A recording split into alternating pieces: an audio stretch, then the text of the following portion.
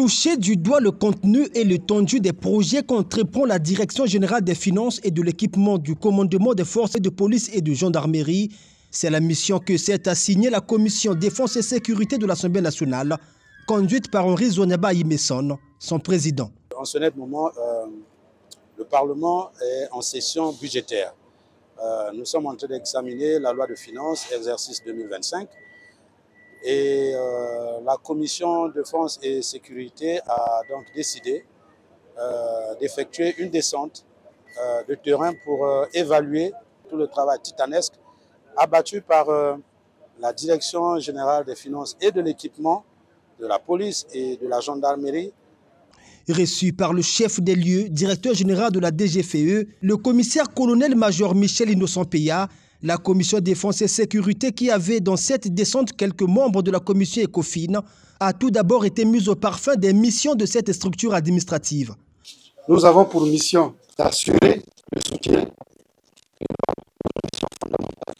soutien de l'homme, accompagner les différents commandements organiques dans l'accomplissement harmonieux de leur mission. Et conformément aux orientations de son Excellence, Monsieur le Président de la République. Ensuite, s'en a suivi le briefing et la visite de terrain des 10 projets dont certains ont démarré en 2022 dans le cadre des réformes du ministère de l'Intérieur, de la décentralisation et du développement local. 10 projets dont 6 complètement achevés, parmi lesquels la station-service pour le ravitaillement de la police et de la gendarmerie en carburant. Cette soute vient répondre à la préoccupante question des pénuries que connaît souvent notre pays et de garantir une certaine autonomie pour la mobilité des unités d'intervention. Elle sert également pour le ravitaillement des véhicules utilitaires des cadres et unités des forces de sécurité intérieure. La boulangerie moderne en pleine production, venue mettre fin à une question sensible, l'approvisionnement dans des boulangeries appartenant généralement aux expatriés. Il y a aussi le centre de formation technique et administrative, une première dans la formation des cadres de la police et de la gendarmerie. Avant, les personnels de la police nationale et de la gendarmerie nationale étaient formés en nombre réduit au sein des écoles du ministère de la Défense nationale. Ce centre, ouvert cette année, venait d'enregistrer plus de 1200 sous-officiers venus de toutes les composantes de la force publique pour l'obtention des brevets techniques numéro 1 et numéro 2 en gestion administrative, financière, matérielle et logistique. À noter aussi dans ce vaste projet de construction, cette unité de couture, question de garantir l'autonomie des forces de sécurité intérieure dans l'habillement des personnels. Cette unité a déjà fait ses preuves avec la confection des effets ayant servi pour l'habillement des troupes à l'occasion des festivités du 15 août 2023 et 2024. Le matériel additionnel moderne a été commandé et sera livré dans les tout prochains jours.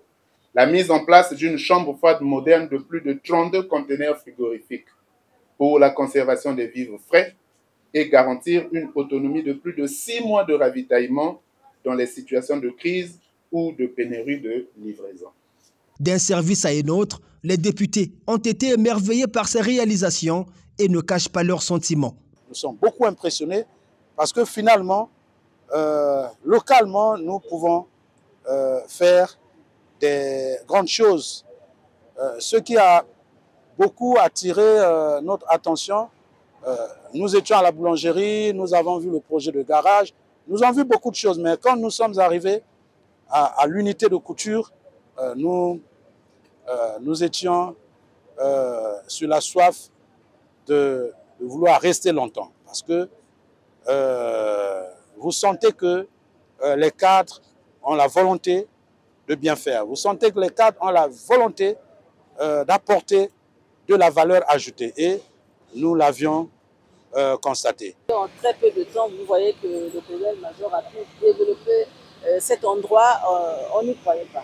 Et aujourd'hui, moi-même, je suis venue toucher du doigt et j'ai entendu la présentation qui a été faite avec les 10 projets dont 6 sont déjà réalisés et 4 en cours de réalisation. À la fin de cette descente, la commission Défense et Sécurité produira un rapport à déposer à la présidence de l'Assemblée nationale avec ampliation à la commission Économie et Finances.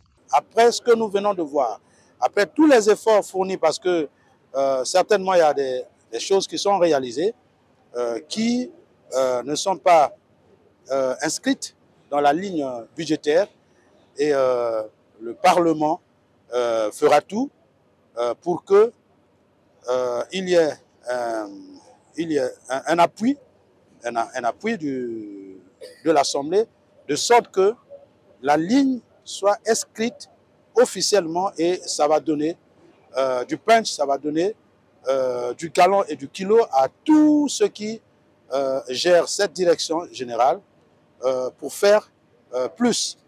Parmi les projets en cours de réalisation, on peut citer en substance la construction du complexe logistique qui regroupera les différents ateliers du domaine technique comme la cordonnerie et la maçonnerie, la construction d'un garage moderne pour ne plus réparer les véhicules de la police et de la gendarmerie chez les particuliers.